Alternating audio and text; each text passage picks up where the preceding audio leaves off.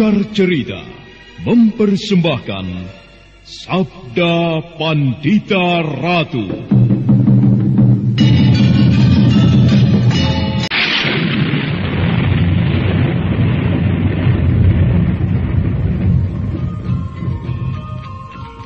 Sabda Pandita Ratu, naskah ditulis oleh Pondra Swasti Langit, diolah oleh Agus Nur Ismail, didukung oleh artis-artis terkemuka Ferry Fadli, Eli Ermawati, M. Abud, Ivona Rose, dan lain-lain. Teknik dan montase Ibing Arifin, dengan sutradara Dian Pertiwi. Sabda Pandita Ratu kali ini mengetengahkan episode ke-8 dengan judul Sang Rajasa Triwikrama.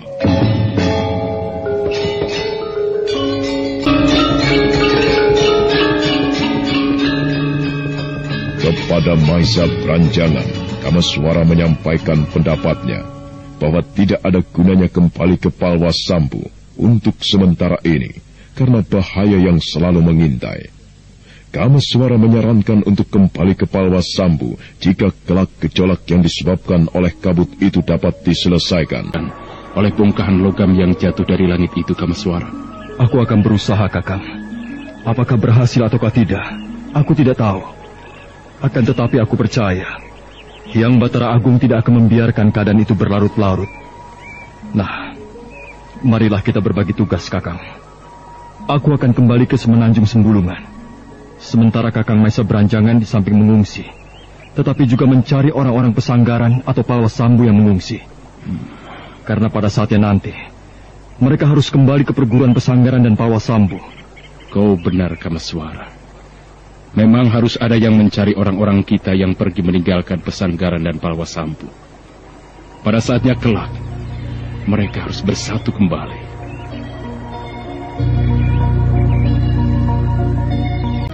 Ketika Ken Siwi datang bersama Rahastri Kandi, Ken Siwi menjadi kecewa ketika dilarang oleh Kameswara untuk ikut ke Teluk Pangpang. Jadi Kakang Kameswara akan kembali, dan kami tidak boleh ikut? Keadaan sangat gawat dan berbahaya sekali, Ken Siwi. Kabut setan itu seperti berada di mana-mana. Ia sangat berbahaya. Kau sendiri telah melihat dengan mata dan kepalamu sendiri apa yang telah dilakukan kabut itu terhadap para perampok di hutan pinus. Juga apa yang dialami Paman Kuda Sumekar. Tapi aku ingin sekali ikut, Kakang. Aku ingin melihat bagaimana keadaan pesanggaran sekarang. Jangan sekali-kali kau ikut. Senyampang kabut itu belum dilenyapkan. Kau harus selalu bersama-sama Kakang Maisa Branjangan. Tugasmu adalah mencari orang-orang kita yang mengungsi. Kasihan mereka, karena mereka cerai-berai tidak ada yang menjadi panutan. Bukankah Kakang memiliki keris Kiai Kambang Ayun yang dapat dipergunakan untuk menghadapi kabut itu? Aku membutuhkan gerak yang leluasa. Aku tidak ingin memanggul beban yang berat untuk melindungimu. Sementara di sana, terdapat orang-orang lain yang harus aku jaga pula dengan kekuatan keris ini. Jangan seperti anak kecil, Ken Siwi. Kau tidak boleh ikut.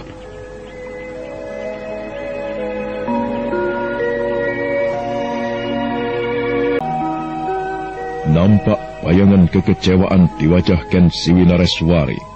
Namun dia tidak mungkin memaksakan kehendaknya. Sementara dengan tegas Maisa Branjangan telah melarangnya. Waktu beranjak semakin sore, matahari telah menyentuh garis cakrawala dan bahkan mulai terbenam untuk kemudian lenyap di haribaan malam. Kameswara memberikan beberapa petunjuk bagaimana caranya menghadapi kabut setan itu. Satu-satunya cara yang bisa dipergunakan hanyalah menyelam di dalam air. Sementara itu, di saat itu pula, seekor kuda berderap membawa penumpangnya yang gelisah. Dan serombongan pengungsi yang berpapasan dengannya melampaikan tangan, memintanya untuk berhenti. Kami mengetahui. Akan pergi kemanakah Kisanak? Namaku Jalak Kuning, Paksi Jalak Kuning. Aku bermaksud menempuh perjalanan ke perguruan pesanggaran atau Palwasambu yang terletak di lereng Gunung Raung. Kenapa? Wah, apalagi ke tempat itu Kisanak. Jangan dilanjutkan. Berbahaya. Sebaiknya kembali sajalah. Jangan-jangan perempuan Sundal Seruni dan pamannya itu telah membuat onar, menyebabkan orang-orang ini pada mengungsi. Jika Kisanak memaksakan diri untuk melanjutkan perjalanan ke tempat yang Kisanak sebut tadi, kami yakin malapetaka mengerikan itu akan menjamah Kisanak pula. Oh, maaf paman. Tolong ceritakan agak sedikit jelas. Apakah yang telah terjadi? Di daerah timur, di seberang lereng Bukit Kumitir atau yang disebut Bukit Merawan, sedang terjadi malapetaka. Daerah di seberang bukit itu sudah tidak dihuni oleh orang sama sekali yang tidak sempat mengungsi. Semua tumpas, mati. Yang masih hidup pergi jauh-jauh meninggalkan kampung halaman mereka, mencari keselamatan. Nah, kau lihat bukit yang membujur ke selatan itu? Iya. Di seberang bukit itulah daerah yang aku maksud. Akan tetapi, apakah yang telah terjadi? Apa penyebabnya? Kabut. Kabut apa? Tidak tahu. Tetapi kalau Kisanak ingin tahu lebih jelas, silakan Kisanak pergi ke Tanah Manis. Kisanak di sana akan bertemu dengan orang-orang yang berasal dari seberang bukit yang bisa bercerita dengan jelas. Menurut katanya, mereka berasal dari Palwasambu. Dari Palwasambu? Iya. Oh, baiklah. Terima kasih untuk keterangan Kisanak. Aku akan pergi ke Tanah Manis yang kau sebut itu. Di manakah letaknya? Setelah mendapatkan keterangan yang dibutuhkan, Paksi Jalak Kuning atau yang bernama Paksi Garit yang kedatangannya menuju daerah bumi Belambangan adalah karena mencemaskan nasib Rahastri Kandi, segera memacu kudanya ke arah yang disebut oleh para pengungsi itu. Dan akhirnya hari gelap sama sekali ketika Paksi Jalak Kuning melihat seseorang menghadang laju kudanya.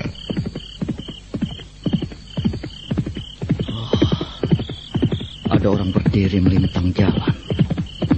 Siapakah orang itu?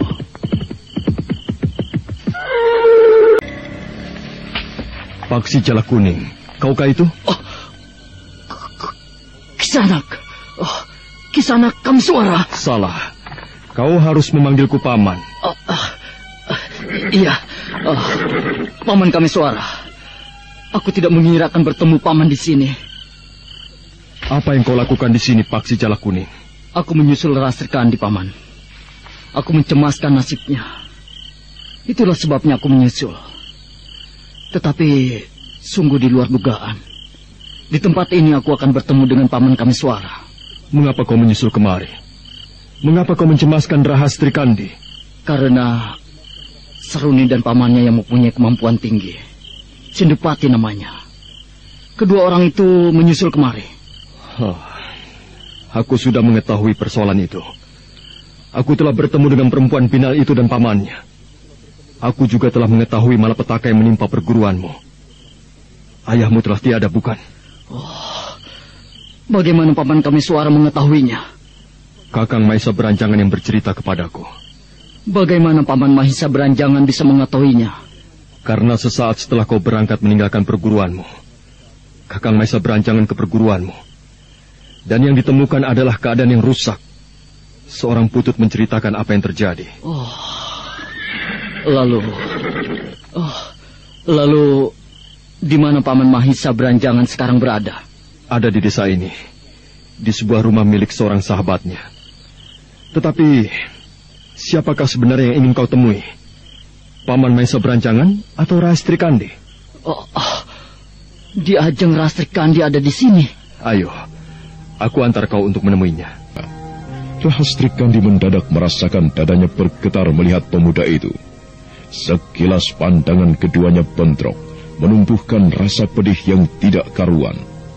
Nyai Ken Ratus, Mahisa Beranjangan, serta Ken Siwi Nareswari yang mengenal pemuda itu dengan cukup baik, segera mempersilahkannya untuk duduk.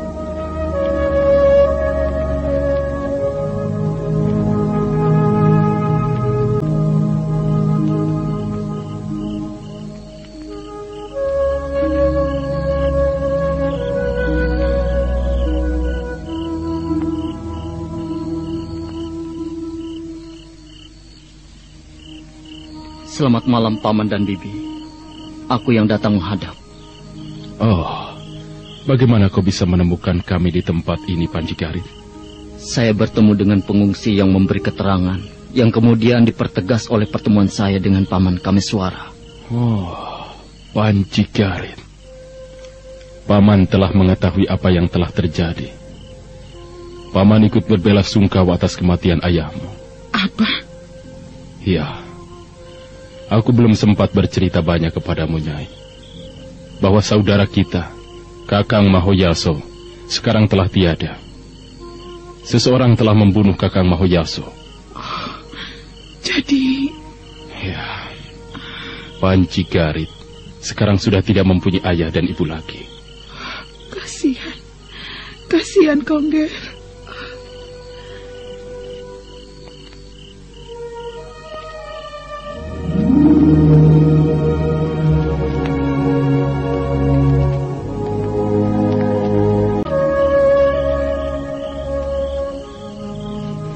Mengapa Kakang menyusul kemari?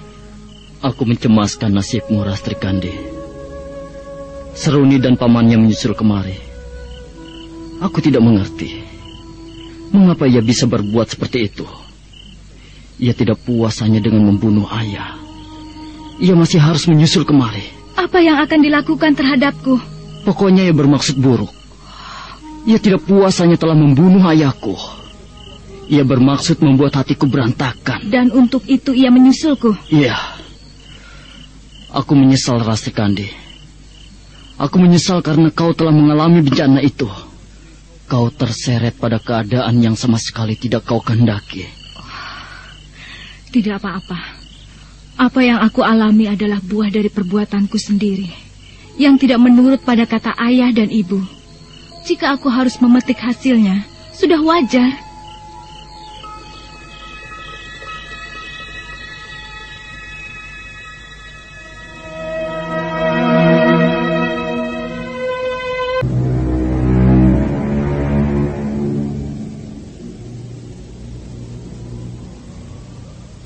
Rahastri Kandi melemparkan pandangan matanya ke kegelapan malam, dan lamat-lamat dia membayangkan wajah seorang perempuan yang telah merusaknya. Lamat-lamat pula muncul wajah seorang lelaki yang cacat pikirannya, Suro Basonto, yang telah merusak masa depannya, merampas kebanggaannya. Kebetulan sekali kalau perempuan jalang itu menyusulku. Aku harus membunuhnya dengan tanganku sendiri.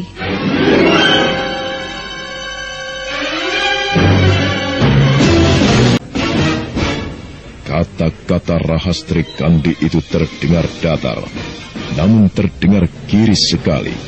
Tatapan matanya mengeras, penuh dendam kemarahan. Panji Garit yang juga menggunakan nama Paksi Jalak Kuning itu termangu karenanya.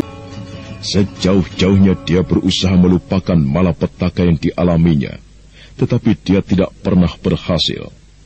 Bayangan mengerikan seorang lelaki yang cacat pikirannya, Suro Basonto, yang telah merusaknya.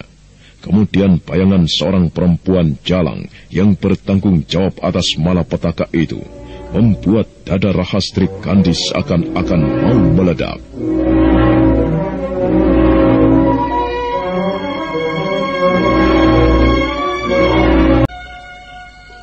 Dengarlah Kakang Panji Garit. Aku bersumpah dengan disaksikan bintang-bintang di langit. Bumi tempatku berpijak. Aku harus membalas dendam atas apa yang aku alami. Aku harus membunuh perempuan jalang bernama Seruni itu. Aku harus membunuhnya dengan tanganku sendiri. Rastri Kandi. Bagaimana? Apakah Kakang tidak setuju? Kakang Paksi Jalak Kuning tidak sependapat? Atau apakah Kakang sendiri tidak merasa sakit hati melihat apa yang aku alami? Apakah Kakang tidak mendendam melihat nasib ayahmu, Paman Empu Mahoyaso, yang telah menjadi korban kebiadaban perempuan jalang itu? Rastri Kandi, dendamku pada Seruni tidak bisa diukur. Bagus. Lalu mengapa Kakang nampaknya tidak setuju dengan keinginanku? Pengalaman mengajarkan banyak hal kepadaku. Seruni seorang perempuan yang berilmu tinggi, licik dan culas, serta banyak akalnya. Ia kejam. Justru karena itu, Kakang, perempuan bejat semacam itu harus ditumpas. Iya. Kau benar. Akan tetapi, biarlah aku yang akan melakukannya, Rastri Kandi. Biarlah aku yang akan menuntut balas kematian ayahku, serta perlakuan buruk yang kau alami itu. Terima kasih untuk niat Kakang. Akan tetapi, aku sangat berkepentingan untuk melakukannya sendiri dengan tanganku. Aku akan selalu dibayangi oleh mimpi buruk jika aku tidak melakukannya. Aku akan menjadi gila di sepanjang sisa usiaku kalau perempuan jalang itu masih berkeliaran. Rastri Kandi, bukankah Paman Kameswara telah mengatakan bahwa kau harus mengikuti ayahmu untuk sementara mengungsi menghindari kabut setan itu, sambil mencari orang-orang perguruanmu yang telah mengungsi? Kakang Panji Garit. Bagaimana, Rastri? Adakah maksud lain yang tersimpan di dalam hati Kakang yang menyusul ke kemari? Iya, soal kita. Di antara kita sudah tidak ada soal lagi. Apa maksudmu? Kakang, sudah cukup lama aku merenungkan. Sejak aku mulai teringat kembali siapa diriku. Setelah beberapa hari lamanya, aku kehilangan masa silam dan segenap ingatanku. Cukup lama aku mempertimbangkan. Aku harus melihat kenyataan. Siapa aku sekarang? Bagaimanakah keadaanku sekarang? Kakang Panji Garit, aku sudah tidak layak lagi untuk menjadi calon istrimu. Tidak, Rastri Kandi. Kau tidak layak berkata begitu. Aku sudah kotor. Aku sudah rusak. Tidak, Rastri Kandi. Bagiku kau tetap suci. Bagiku kau tetap seorang dewi yang pantas aku dambakan untuk menjadi istriku. Aku mencintaimu. Dan aku tidak akan mengubah rasa cintaku itu hanya karena apa yang telah kau alami itu. Apalagi aku telah ditinggal pergi oleh ayahku untuk selamanya. Apalagi kita mendendam kepada orang yang sama, memiliki persoalan yang sama. Tetapi yang aku rasakan sangat mengerikan, Kakang Paksi Jalakkuning. Apa maksudmu? Surobasanto, kau mengetahui orang macam apakah dia? Kau mengetahuinya, bukan? Surobasanto, lelaki keparat yang telah melahap tubuhku. Kau bisa membayangkan bagaimana wujudnya?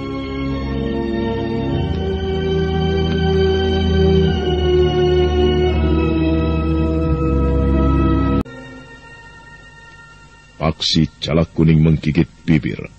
Dan lamat-lamat wujud Surobasanto muncul, seolah berdiri di depannya. Seorang lelaki yang mempunyai kening sedikit menonjol ke depan. Seorang lelaki yang tidak mempunyai kontrol atas dirinya sendiri.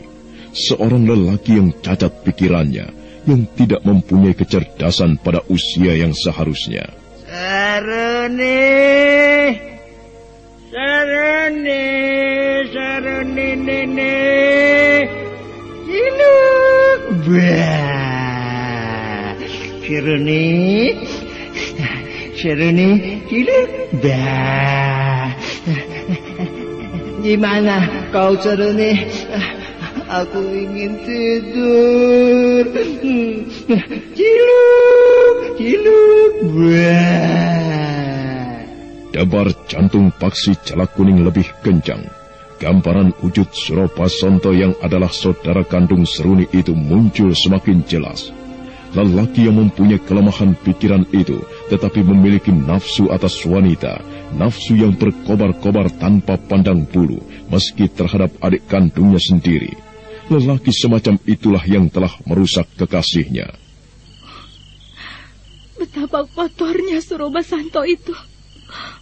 Kotor sekali, jorok dan gila. Dan orang macam itulah Kakang Paksi Jalakkuning. Orang semacam itulah yang telah merusakku. Kekotorannya seolah menular pada tubuhku.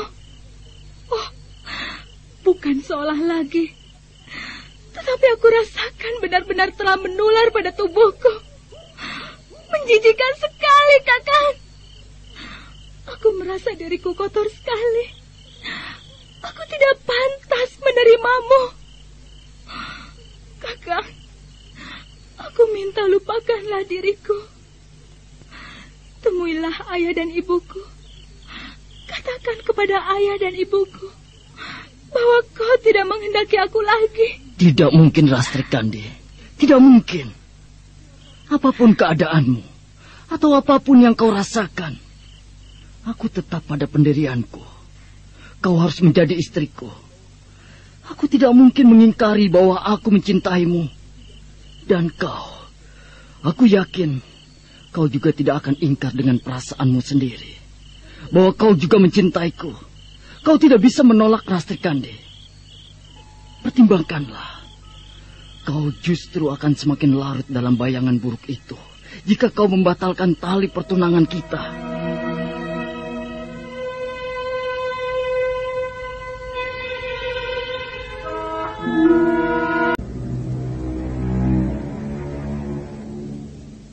Seseorang yang mendengarkan pembicaraan itu dengan seksama, seseorang yang bersembunyi di balik rimpunya dedaunan, nampak ikut bergetar hatinya.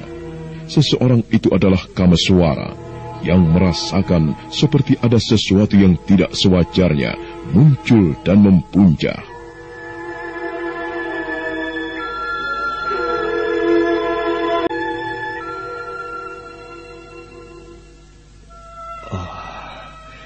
Sebenarnya, apakah yang tengah aku rasakan ini?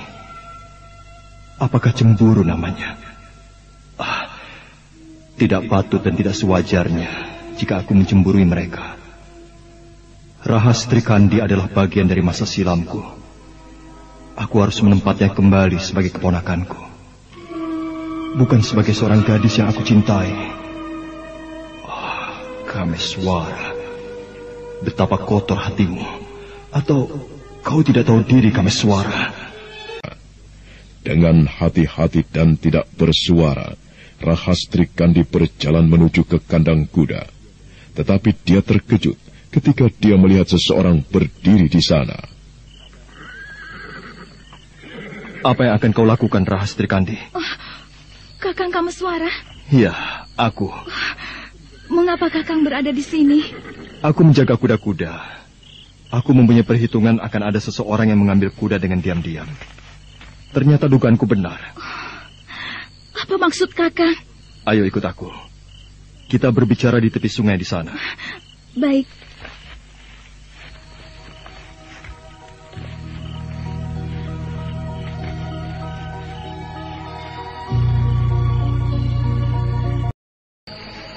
Apa yang akan kau perbuat dengan mengambil kuda itu, Rahastri Kandi? Katakanlah, apa? Tidak, Kakang saja yang salah duga. Aku tidak bermaksud apa-apa. Aku tidak bermaksud mengambil kuda. Tidak ada gunanya kau ingkar dariku, Rahastri Kandi. Aku telah menebak tepat apa yang akan kau lakukan. Berarti dugaanku atas apa yang tengah berkecamuk di dalam hatimu adalah benar. Kalau sudah tahu, mengapa Kakang bertanya? Aku ingin mendengar jawaban yang tegas. Apa yang akan kau perbuat? Aku akan mencari si Jalang itu. Seruni berkeliaran di wilayah kita. Ia mencariku, dan aku akan mencarinya untuk melakukan perhitungan. Sudahkah apa yang akan kau lakukan itu kau pertimbangkan matang-matang, Rahastri Kandi? Pikirkan, pertimbangkan dan renungkan. Apakah yang akan kau lakukan itu telah kau pertimbangkan?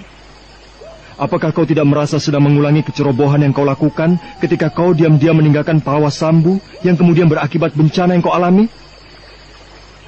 Rahastri Kandi, aku meminta kepada Kakang Maesa Beranjangan agar untuk sementara mengungsi dulu. Adalah karena bahaya yang mengancam di bumi Belambangan sedemikian besarnya. Wabah kematian tengah merajalela. Kau telah melihat sendiri bagaimana kabut itu telah menyergap para perampok di hutan pinus dan menyisakan tulang belulang belaka. Kau juga tidak akan dan tidak akan pernah lupa dengan nasib yang dialami pamanmu, Kuda Sumekar. Paman Kuda Sumekar menjadi korban kabut setan itu. Nah, apakah kau akan menambahnya dengan kematian sia-sia yang tiada gunanya? Belum lagi kau akan menghadapi perempuan yang kau cari itu, yang aku ketahui ilmunya telah meningkat pesat, melampaui ketinggian ilmumu.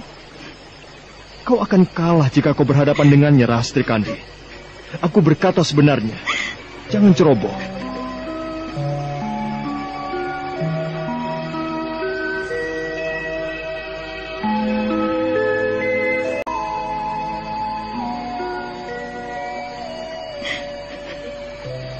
Sudahlah. Tenangkan hatimu. Bagaimana akan bisa aku lupakan, Kakang? tidak akan bisa kulupakan. Perempuan jalang itu harus aku bunuh.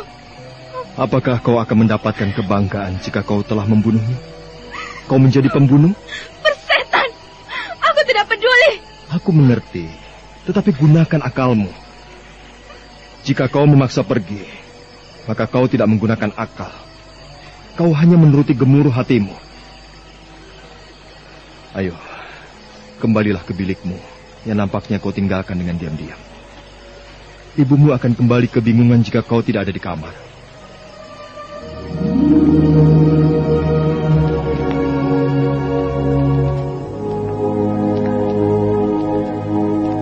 Rahastri Kandi menghela napas panjang.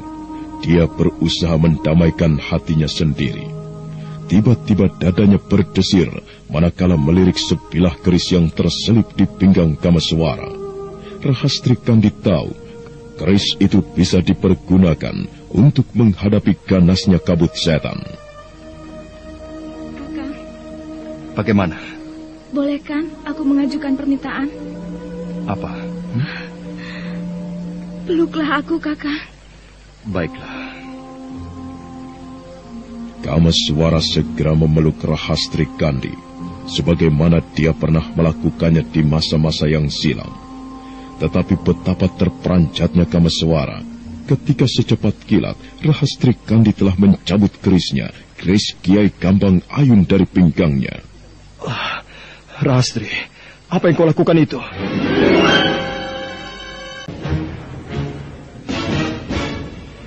Kameswara terperanjat bukan alang kepalang, namun dia telah terlambat. Keris Kiai Kambang Ayun yang dahsyat itu telah berada di genggaman tangan Rahastri Kandi.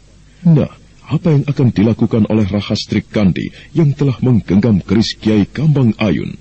Dan apa yang akan dilakukan oleh Kameswara? Saudara pendengar, untuk mengetahui jawabannya, silakan mengikuti kelanjutan kisah ini dalam seri berikutnya. Sampai jumpa.